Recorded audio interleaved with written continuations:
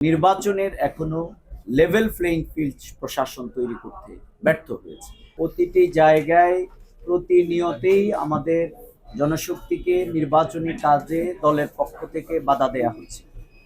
এইরকম অসংখ্য ঘটনা, লিখিত অভিযোগ আমরা প্রশাসনের কাছে দিয়েছি, কিন্তু দুই একটি জায়গায় পুলিশ প্রশাসন গিয়ে ঘুরে এসেছে, খোঁজখবর নিয়ে এসেছে, কিন্তু যথাযথ কোনো প্রতিকার সে সমস্ত জায়গায় আমরা দেখিনি। এই জন্যে আমরা মনে করি যে বর্তমান শুধু সবকিছু প্রশাসনেরও দায় নয়, অর্থাৎ পুলিশ প্রশাসন, কারণ অনেকগুলো নির্বাচন কমিশনের সাথেও সম্পৃক্ত, সেখানেও আমরা অনেকগুলো অভিযোগ দিয়ে রেখেছি।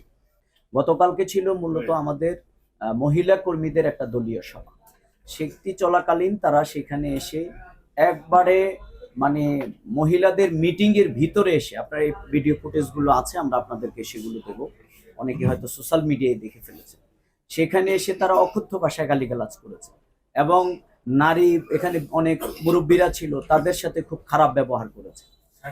সেখানে তারা তার প্রত্যেকের মোবাইল দেখতে চেয়েছে, আপনাদের মোবাইলে এই আছে সেই আছে, এইরকম বিভিন্ন কথাবার্তা, যার যেটা মন চেয়েছে সেটা বলেছে। পরবর্তীতে আমাদের পুরুষ ভাইয়েরা যারা ছিল, তারা যখন বাহিরে তাদের সাথে আলাপ আলোচনা করেছে, এক পর্যায়ে জিনিসটা মোটামুটি সমাধান, মহিলা কর্মীদের প্রোগ্রামটাও শেষ হয়েছে।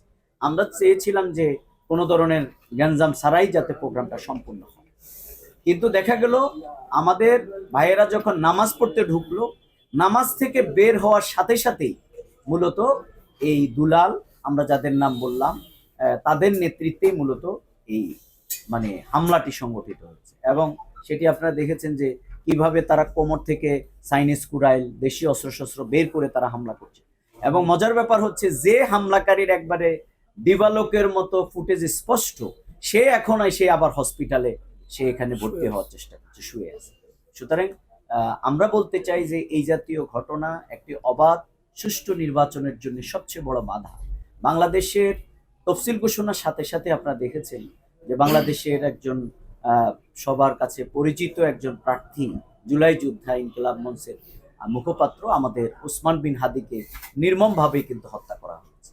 সুতরাং এই লক্ষ্মীপুরের এই ঘটনাগুলো এবং সারা দেশে যেগুলো আজকে সংগঠিত হচ্ছে, এগুলোর মাধ্যমে খুবই স্পষ্ট যে নির্বাচনের এখনো লেভেল প্লেইং ফিল্ড প্রশাসন তৈরি করতে ব্যর্থ হয়েছে। এবং আমাদের আজকে বড় প্রশ্ন যে যারা আজকে এগুলো করছেন, তারা কি আসলে নির্বাচন অবাধ সুষ্ঠুভাবে হোক এটি তারা প্রত্যাশা করেন কিনা, এই প্রশ্নটি আজকে দেখা দিয়েছে। দুধার চকলেটে একাকার হয়ে ওঠা প্রাণ লেয়ার সম্পর্কের মিষ্টি ম্যাজিক।